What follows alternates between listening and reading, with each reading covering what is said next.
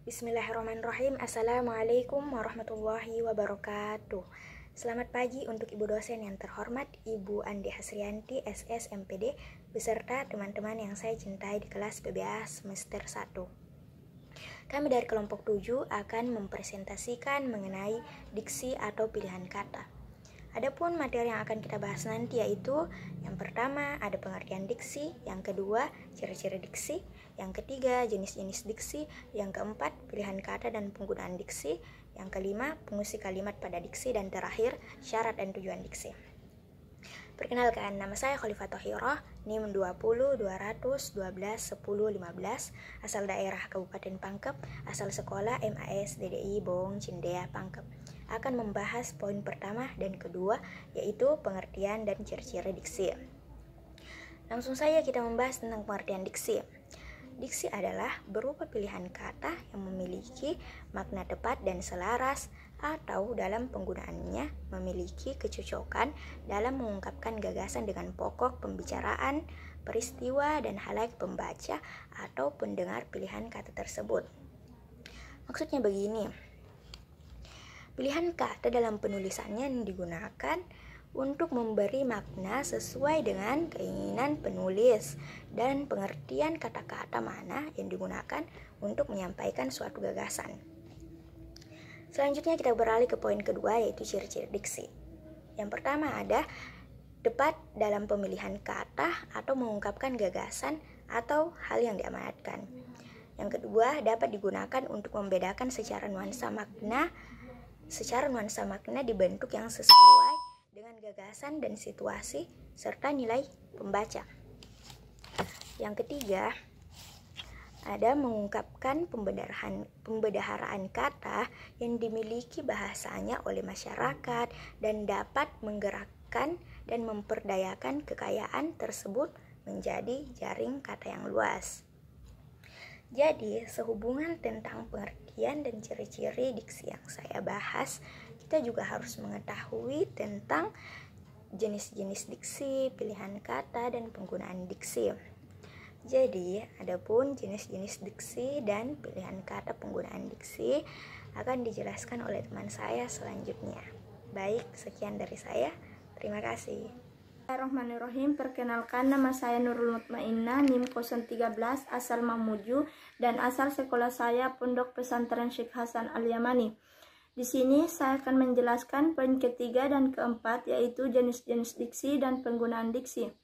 Poin pertama yaitu jenis-jenis diksi. Adapun contoh jenis-jenis diksi yaitu 1. Kata bersinonim. Kata bersinonim yaitu kata yang sejenis, sepadan, serumpun, dan memiliki arti yang sama. Meskipun memiliki arti yang sama, tetapi tidak semua bisa saling menggantikan. 2. Kata bernilai rasa. Kata bernilai rasa tinggi akan memiliki dampak yang lebih tinggi di benak pembaca, karena bahasa juga memiliki cita rasa. 3. Kata konkret. Kata konkret yaitu kata yang menunjukkan kepada objek yang dapat dipilih, didengar, dan dirasakan oleh panca indera. 4. Kata abstrak. Kata abstrak yaitu kata yang menunjukkan suatu sifat, konsep, atau gagasan. Kata ini sering digunakan untuk mengungkapkan gagasan atau ide-ide rumit. 5. Kata umum. Kata umum yaitu kata yang luas ruang lingkupnya. Kata ini bisa mengaburkan pesan dan menyesatkan pembaca. 6. Kata khusus. Kata khusus yaitu kata yang sempit ruang lingkupnya. Kata ini lebih menegaskan pesan atau memusatkan perhatian pembaca. 7. Kata lugas. Kata lugas yaitu kata yang bersifat langsung atau to the point. Adapun poin kedua yaitu penggunaan diksi. 1. Kata dari dan daripada. 2. Kata pada dan kepada. 3. Kata di dan ke. 4. Kata dan dengan. Dan yang terakhir kata antar dan antara. Jadi sehubungan tentang jenis-jenis diksi dan penggunaan diksi, kita juga harus mengetahui fungsi dari kalimat diksi dan syarat-syarat penggunaan diksi yang akan dijelaskan oleh teman saya. Terima kasih. Bismillahirrahmanirrahim. Terlebih dahulu perkenalkan, saya atas nama Sarfina, NIM 20 201 21035, alamat Goa, asal sekolah saya Man Binamu Jeneponto. Baik, langsung saja saya akan melanjutkan pemaparan materi dari pemateri sebelumnya, yaitu fungsi, syarat, dan tujuan diksi. Poin selanjutnya yaitu fungsi diksi. Fungsi diksi adalah pemilihan kata dan cara penyampaiannya dapat dilakukan dengan tepat, sehingga orang lain mengerti maksud yang disampaikan. Diksi juga berfungsi untuk memperindah suatu kalimat, misalnya diksi dalam cerita.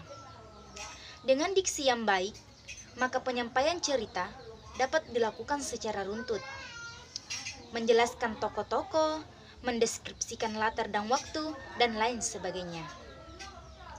Berikut adalah beberapa fungsi diksi. Di antaranya, yang pertama, membantu audiens atau pembaca mengerti apa yang disampaikan penulis atau pembicara. Yang kedua, menciptakan aktivitas komunikasi yang lebih efektif dan efisien. Yang ketiga, menyampaikan gagasan atau ide dengan tepat. Yang keempat, menjadi lambang ekspresi yang ada pada suatu gagasan.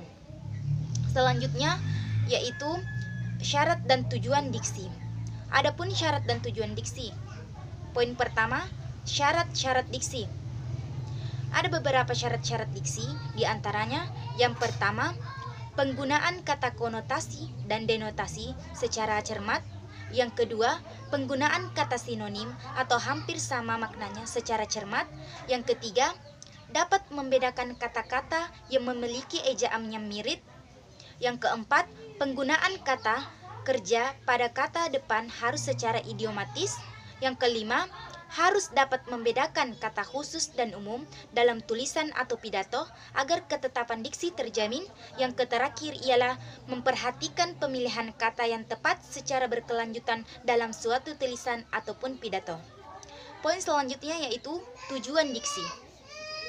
Adapun tujuan diksi adalah untuk memperoleh keindahan guna menambah daya ekspresivitas. Maka sebuah kata akan lebih jelas jika pilihan kata tersebut tepat dan sesuai. Ketepatan pilihan kata bertujuan agar tidak menimbulkan interpretasi yang berlainan antara penulis atau pembicara dengan pembicara atau pendengar. Selanjutnya, sedangkan kesesuaian kata itu bertujuan agar tidak merusak suasana. Selain itu, berfungsi untuk menghaluskan kata dan kalimat agar terasa lebih indah. Sekian pemaparan materi dari kami, kurang dan lebihnya mohon dimaafkan, dan saya akhiri dengan ucapan wabillahi taufiq wal hidayah. Assalamualaikum warahmatullahi wabarakatuh.